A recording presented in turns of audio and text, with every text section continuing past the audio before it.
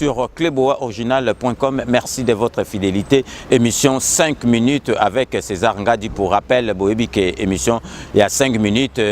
Tozoaka par ya mutute, to pesaka point de vue na bisote, to salaka jugement 5 minutes ya lelo ezali politique. Boébike na mboka na biso politique et comme ma biso ti décembre ti année prochaine, donc tokozana bino na 5 minutes pour na kolobela bino o etali politique parce que tout le monde est concerné. Donc 5 minutes ya lelo to kolobela bino ka ya docteur Mukwege. Boébike docteur Mukwege batu nyoso tu babandaki kolingaye akota na politique mais ye moko abandaki ko se décider te ye azalaki alobi il faut réparer na ekaka basi donc entre guillemets parce que ye docteur Mukwege azali docteur oyo azalaka na est kuna ya mboka basi o azalaka violé ye mutu a edaka bango ye mutu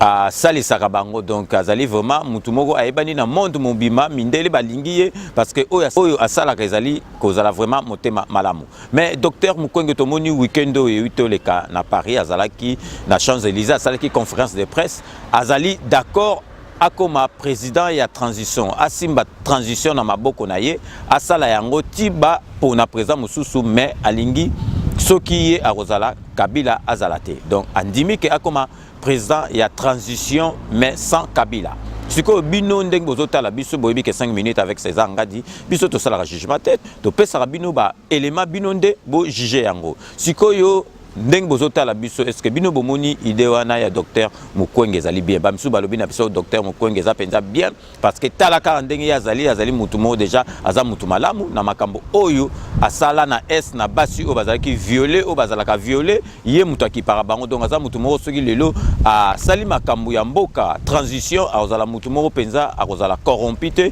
azala makambo yango bien tina suka et puis balobi kutu ba misu balobi mais pourquoi il y a la kaka à la transition. Il faut attirer comme balamoro libaya à la kaka candidature présidentielle. Na monique ce qui a un candidat présidentiel bah te belé balobi que non et que la penza président a bien pour n'amboka na biso mais bah misu soupe bolobi que monique na 5 minutes avec César Ngadi total à gauche total à droite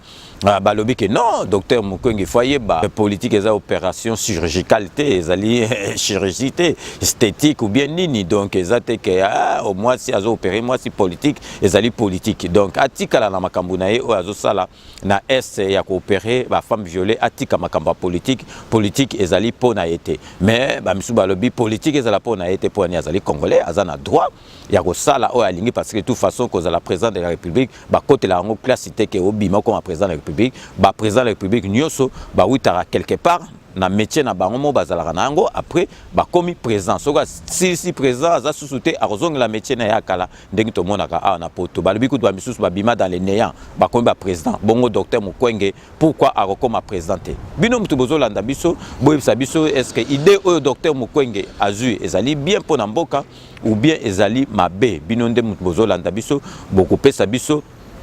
et yano na point de vue na bino na makambo auto ebisi bino mais siko lingi pe bato mususu batuni balobi mais docteur Mukwege liboso babandai ko kipete po azalaki kaka ko salisa basi ba femme violée siko neti a position na ye alingi akota politique est-ce que akozala sous libre ndenga azalaki ko sala musala na ye na mboka wana ou pas.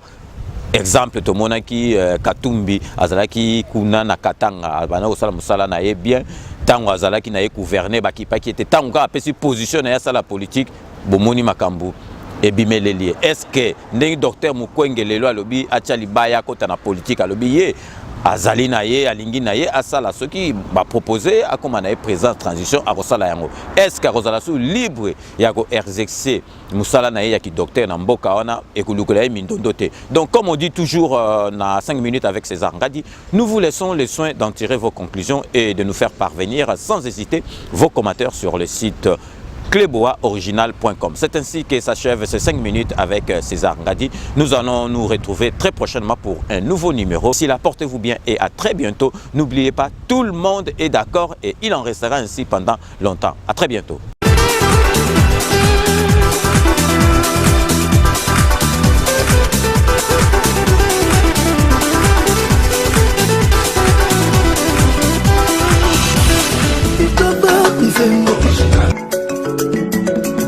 Original.